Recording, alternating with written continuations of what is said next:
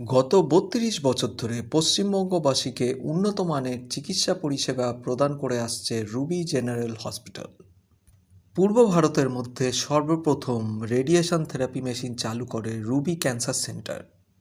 Ruby হসপিটালের প্রতিষ্ঠাতা chairman doctor কমল Dutta, Mrs Ruby Dutta এবং ডিরেক্টর ডাক্তার সৌরভ দত্তের উপস্থিতিতে উদ্বোধন হয় আন্তর্জাতিক মানের একটি বিশেষ ইউনিটের, যা শিশু এবং প্রাপ্তবয়স্ক উভয়ের জন্যই জটিল রক্তজনিত রোগের উন্নত মানের চিকিৎসা প্রদান করবে এবং যা অবশ্যই হয়ে উঠবে পূর্ব ভারতের একটি অত্যাধুনিক ইউনিট। রিজেনারেটিভ মেডিসিন এবং হেমাটো অঙ্কোলজির ক্ষেত্রে এটি একটি গুরুত্বপূর্ণ অধ্যায়। এই বিশ্বমানের স্টেম সেল এবং সেলুলার থেরাপি ট্রান্সপ্লান্টেশন ইউনিট, যা বোন ম্যারো ট্রান্সপ্ল্যান্ট ইউনিট নামেও পরিচিত, সাধারণ মানুষকে প্রদান করবে উন্নত মানের চিকিৎসা পরিষেবা। এই ইউনিট পূর্বাঞ্চলে বহু মানুষের জীবন বাঁচাবে এবং তাদের নতুন করে বাঁচার সুযোগ করে দেবে। অনুষ্ঠানে উপস্থিত ছিলেন রুবি জেনারেল হসপিটালের প্রথম বোন ম্যারো ট্রান্সপ্ল্যান্ট করা ব্যক্তি, যার ট্রান্সপ্ল্যান্ট 2024 সালে সম্পন্ন হয়েছিল।